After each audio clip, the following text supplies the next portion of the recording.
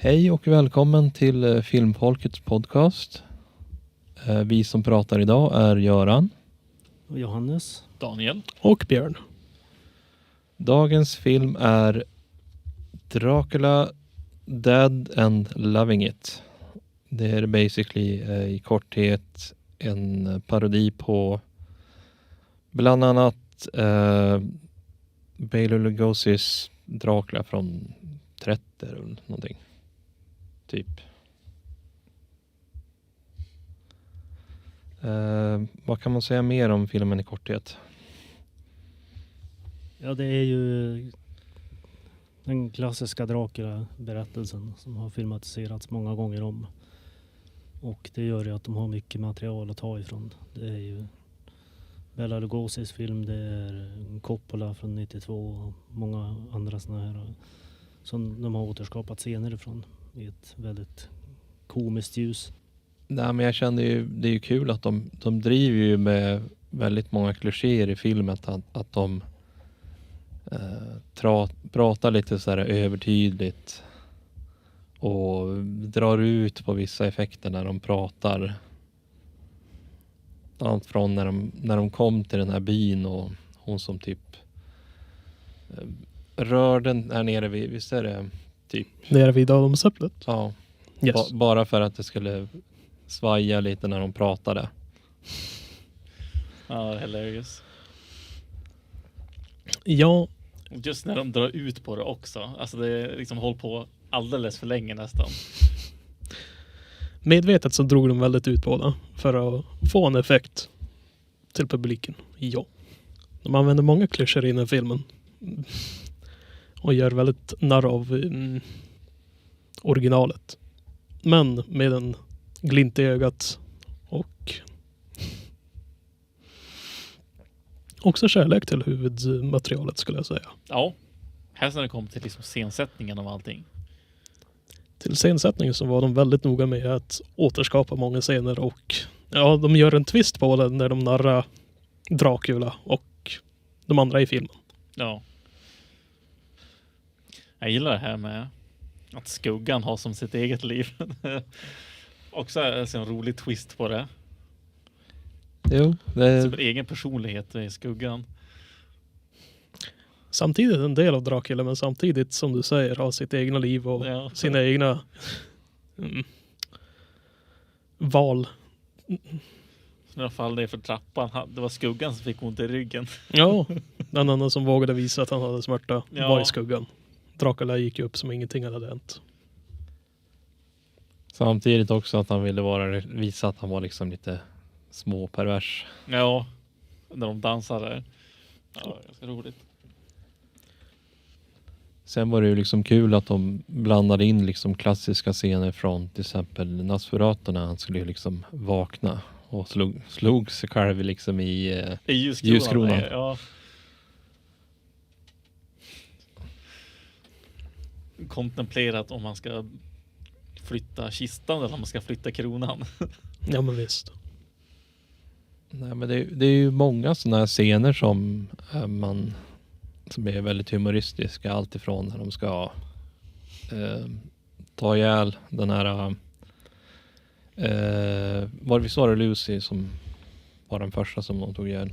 Ja, Lucy. Och han skämtade att ja, men hon har nyss ätit och sen så blir det liksom ett enda blodsplatter över hela honom. Det är liksom som en mygga.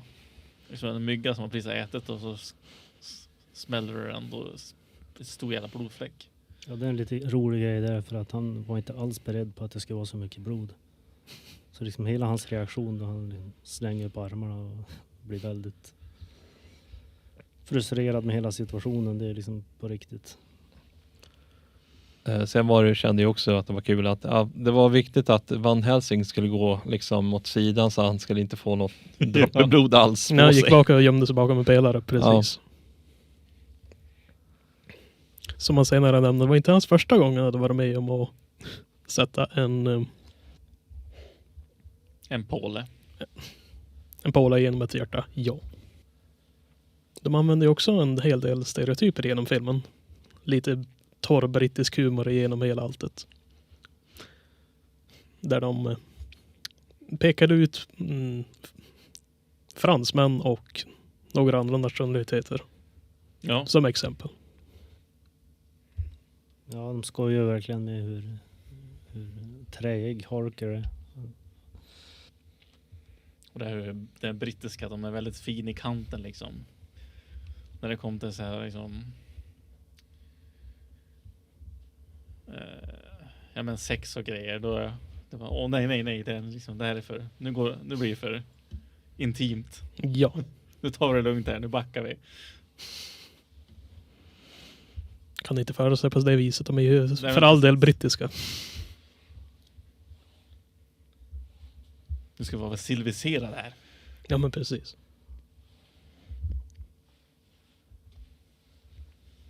Sen tänkte jag också, det var ju...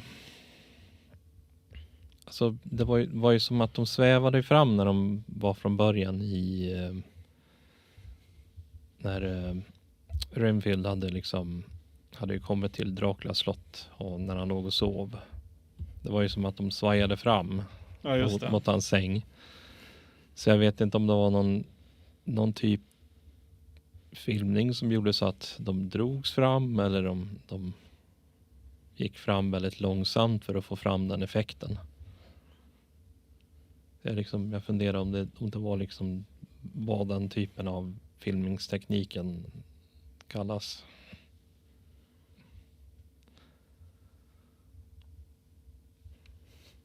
Alltså de kan mycket möjligt ha stått på någonting med hjul och så har de bara dragit dem.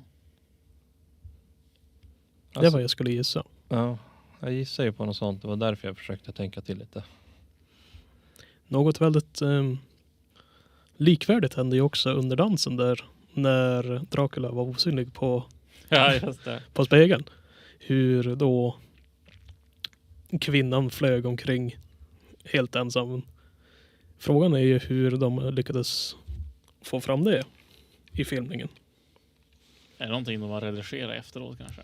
Säkert något de har redigerat och säkert något mekaniskt som höll upp henne genom filmningens gång. Om jag skulle gissa.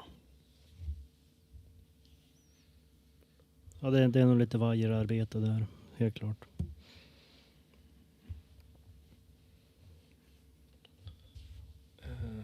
Vad kan vi säga om skådespelarnas insatser? Alltså jag tycker det är fenomenalt från allas håll faktiskt. Jag tycker ingen gjorde ett dåligt jobb i den här filmen när det kom till skådespeleri. Jag tyckte alla gjorde bra också. De höll deras roll väldigt bra. Ja, så det är en komedifilm. Det är svårt att spela dåligt när det är komedi. Tycker jag. Jag gillar ju också Mel Brooks karaktär när han skulle liksom ha lektionen och han fick liksom 10 av 10 att liksom alla liksom föll ner och det var fenomenalt att han ville få det precis att det blev så där att de inte lärde sig någonting Ja. utan bara ramla ihop allihop. Han ville att alla 10 lärlingar skulle svimma av från det groteska.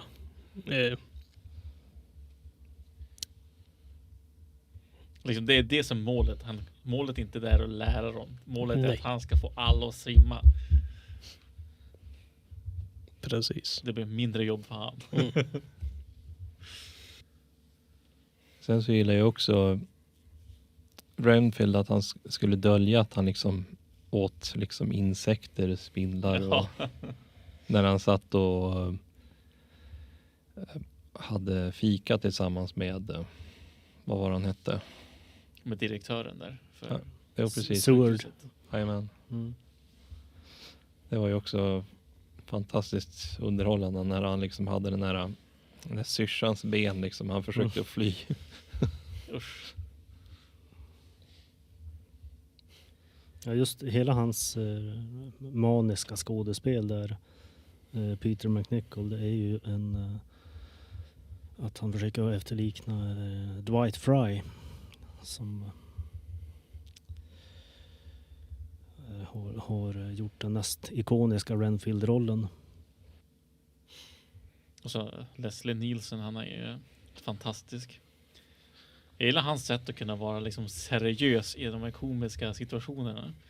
Ja, det är liksom hela hans grej. Han börjar ju som en seriös skådespelare och var ju med i en hel del filmer. Men så var han med i Airplane som att han fick fortsätta vara en seriös figur men i ett väldigt komiskt sammanhang. Och sen har ju liksom det fått funka. Och han gör det så fruktansvärt bra. Vet inte, det är så fruktansvärt komiskt att se på.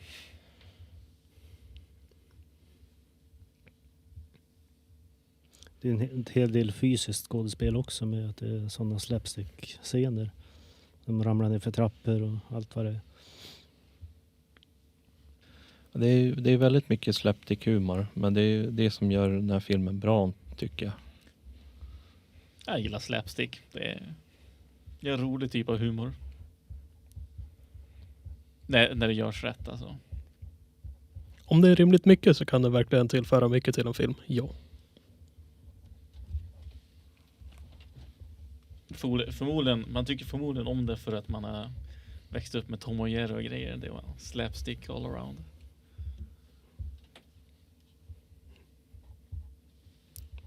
Absolut. Eller just när Hanna-Barbera överhuvudtaget. Det är typ slapstick alltihop. Alla deras serier tror jag. Jo, men det är en klassiker också. Ja. Det är bra filmmusik i den här också tycker jag. Väldigt bra komponerat. Snyggt liksom övergång från liksom att vara, det ska vara det dramatiska och det ska vara det episka. Och så är de duktiga på att hoppa över till det komiska liksom. Och det hör man i musiken att den ändras. Så det är faktiskt snyggt gjort. Bra jobbat. Och de har byggt upp ett väldigt ikoniskt soundtrack där med de här orkesterstyckena som är återkommande. För liksom att sätta upp scener som ska vara liksom så här dramatiska på klassiskt mått, men så spårar det liksom ur direkt. Och det är något som är väldigt tydligt i inledningen på filmen också. Där de rullar på med de här i förtexterna med en massa bilder på vad är det? Det är Goyas tavlor och det är gamla träsnitt och sånt där. Och så är det, sen så nästa scen då är Renfield i en ja, vad de nu heter. Häst och vagn. Jag glömmer vad såna vagnar heter. Men att liksom gå från det här allvarliga och olycksbådande till en väldigt löjlig scen. Liksom. Det sätter liksom tonen för hela filmen. Väldigt tidigt och väldigt tydligt. Gör ju hela situationen så mycket bättre också. Ja, det kändes ju också kul att se liksom allting som han rörde vid liksom gick sönder till början. Ja. Det är väldigt komiskt. Båtscenen var också väldigt snyggt återskapat tycker jag. Hur då tänkte du? Den var väldigt lik originalet. Jo visst. Jag gillar ju liksom hur hela idén med liksom att det ska vara så likt som möjligt. Förutom den här komiska delen då. Jag tycker de har gjort ett fantastiskt jobb. Det är som sagt en återskapelse av originalet med en komisk twist. Ja.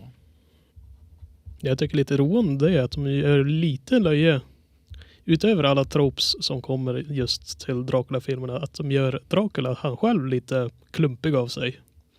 Som är där i början när han ramlar ner för trapporna. Ja, han är ju seriös utåt, men det reflekteras ju som hans skugga. Ja, men han gjorde ju faktiskt illa så. Ja. Och sen däremellan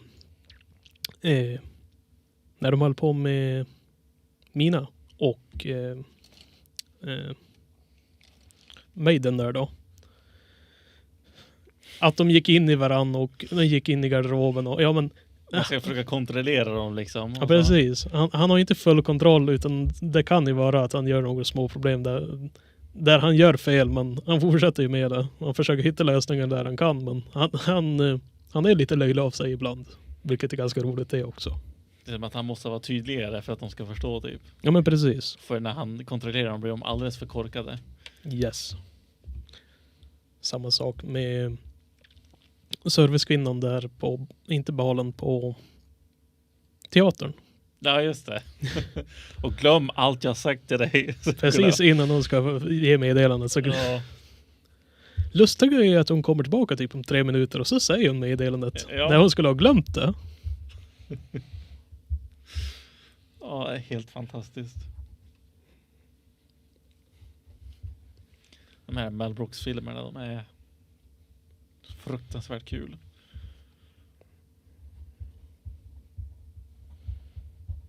Det är fint att de finns. Ja.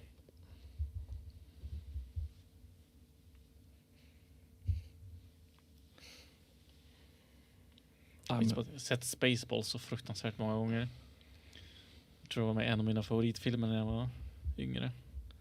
Har tyvärr inte sett den själv, men jag är högt intresserad att se igenom den från start till slut.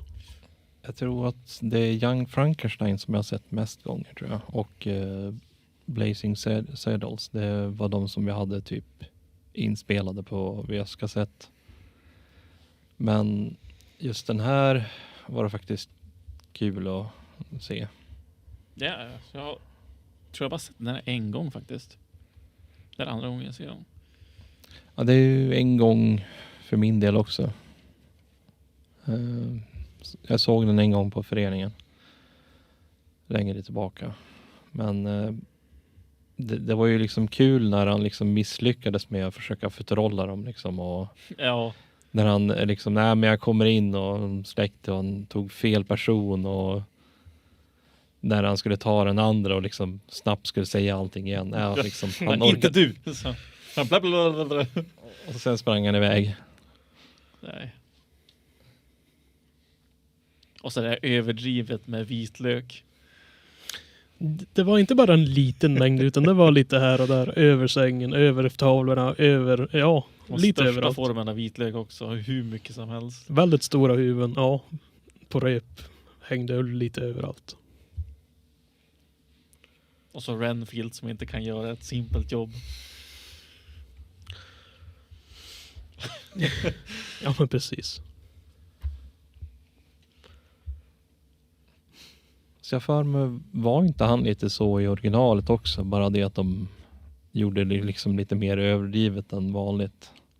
Jo, han var lite inkompetent i original också. Men inte på den här nivån. Ja, precis som i originalet så utnyttjas han för att de ska kunna hitta Dracula. Och det, ja. En liknande scen. Jag tror han inte var en lika stor imbecill i originalet, men det lägger ju till karaktären så. Ja, vill minnas att han var lite mer hjälpsam i originalet. Kan stämma. Det var ju ett tag sedan vi såg den senast. Men det är i alla fall mitt minne i alla fall. Är det något mer vi kan säga om bildkonsten? Ja, det är väl att de har det som jag har sagt förut, att de har återskapat en massa klassiska scener där med kameravinklar och det här med rökmaskinerna, det är lite gammal stil. Så att det är ju tydligt vad det är de hyllar och vad de driver med. De hade ju en intressant uppsättning av rekvisita de använde på. Speciellt när de först när vad heter han? Abraham. När läkaren först blev introducerat och de var på. Du tänker på obduktionen? Där. Precis. När de hade rekvisita både av intarmerna och när de tog ut hjärnan. Ja, just det. Väldigt tydligt att det var plastigt, men ja, det passade scenen så det var ju helt godkänt. Ljudeffekterna passade ju väldigt också, även så man inte såg liket väl på scen, så man kunde insätta sig vad som hände där. Ja, men om man säger så här, det syns ju att det inte är så stor budget på filmen, men det är ju lite så de driver med den också. Så de här vajerscenerna och spindeln som Renfield käkar upp. Fladdermusen. Ja, men visst, det är liksom bevisligen plastdjur på tråd. Med Leslies ansikte på liksom. Mm. Det såg Ja, väldigt speciell. ja, väldigt roligt. Så jag tänkte ju också det var ju kul när man behövde liksom inte se när han han tog blodet från henne liksom, utan han täckte över och man hörde som att det var som ett sugrör. Ja, det var... Ja, så här blodet. Ja, precis. Ja, men det var ju liksom underhållande. Lite intressant hur de pitchade ljudet på hans röst när han transformerades från människa till en fladdermöss och så tillbaka. Speciellt där i slutet. Han får så här med pipigare röst typ. Precis. Är det några fler ljud som du kan komma på?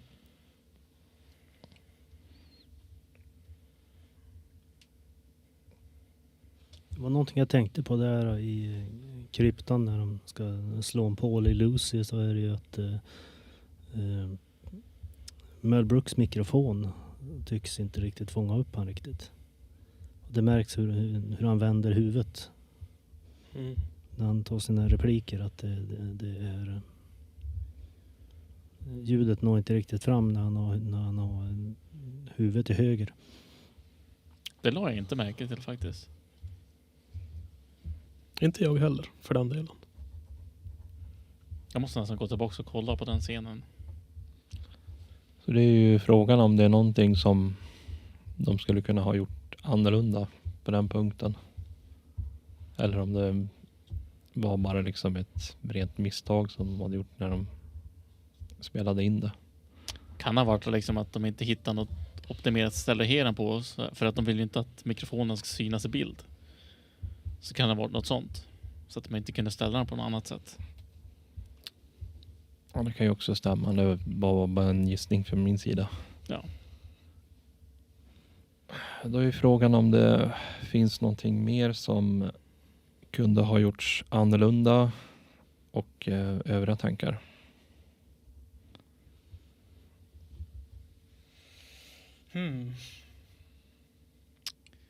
Ja.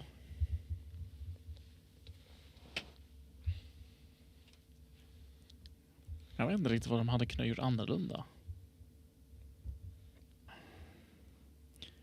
Alltså jag känner att de har gjort det så bra alltså. De kan inte gjort det på något bättre sätt. Alltså, jag håller ju med. Alltså, den är ju underhållande och sevärd på många vis. Och jag kan liksom inte heller komma på något som de skulle kunna gjort annorlunda. Men Alltså de har gjort det så bra. De har återskapat liksom scensättningarna och de har gjort det på ett komiskt sätt som liksom, det var det som var målet. Jag ser inte liksom att de kan ha gjort det på ett annorlunda sätt. Det är väldigt kreativt som de har gjort det på. jo, Och just det här med håret också. Att det är en hatt.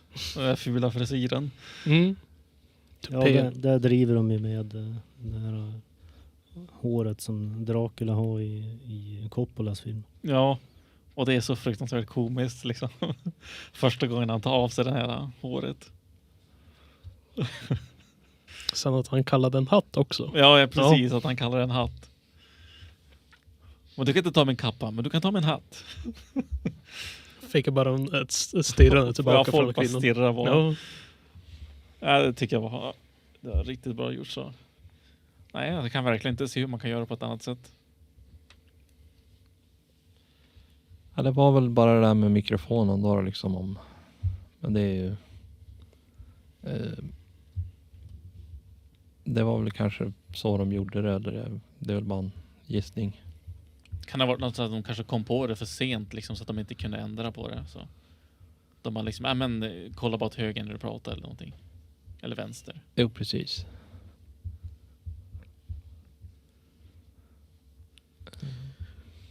till saken. Ja, vi märkte av just den biten. Det finns säkert fler sådana typer av fel i filmen. Men eftersom vi inte märkte av mer än det så har de gjort det ganska bra. Ja. Det var inget som stack ut precis. Så Nej. tappa fokus i filmen. Den gjorde sitt jobb. Den underhöll ju. Det gjorde den. Man säger så här, den är värd att se mer än en gång. Absolut. Jag är beredd att hålla med. Ja, vad jag tänker här är ju att det hade varit kul om den hade haft en större budget. Jag tror att den hade varit mer framgångsrik då. Att man hade kunnat gjort mer av scener och så vidare. Den här har ju kallats för Brooks sämsta komedi. Men att jag tycker ändå att den är bra. Och jag tror nog mer att det kan ha fallit lite på att det gör parodi på så pass gammalt material. Mm. Liksom Dracula från 31 liksom på mitten på 90-talet. Det kan bli lite svårt för publiken att riktigt begripa. Men jag tror det kan också få att den kan ha blivit sämre om de har haft högre budget också. För jag tror det är lite charmigt just med att de har lägre budget. Jo, det är det ju.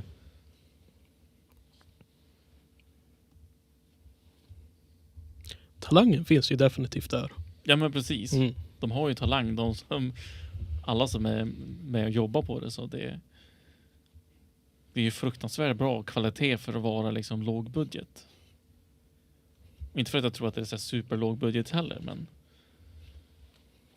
för att vara en Mel Brooks-film kanske är en låg budget. Om man kollar på hans andra verk. Mm. Väldigt charmigt ändå, tycker jag. Ja. Jag menar, det finns ju många filmer som har haft jättestor budget men de har inte ens varit särskilt bra också. Tyvärr så finns det fler och fler exempel på väldigt höga budgetfilmer som är total kaos. Ja, där folk förlorar jättemycket pengar på grund av att det inte går så bra för filmen. De har haft för stora ambitioner. Och Inte tillräckligt med talang eller ja, precis. planering. Talangen aldrig fanns där. Mycket så. Det är lite stumt i huvudet, men är det något mer ni kan komma på?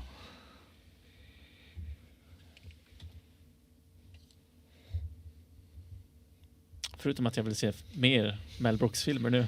Alltså jag är ju liksom beredd att hålla med. Alltså, även fast jag har sett Blazing Saddles flera gånger så kommer jag förmodligen i minnet ihåg ganska många av scenerna, så att det kanske blir liksom lite lättare för mig liksom att få fram tankar.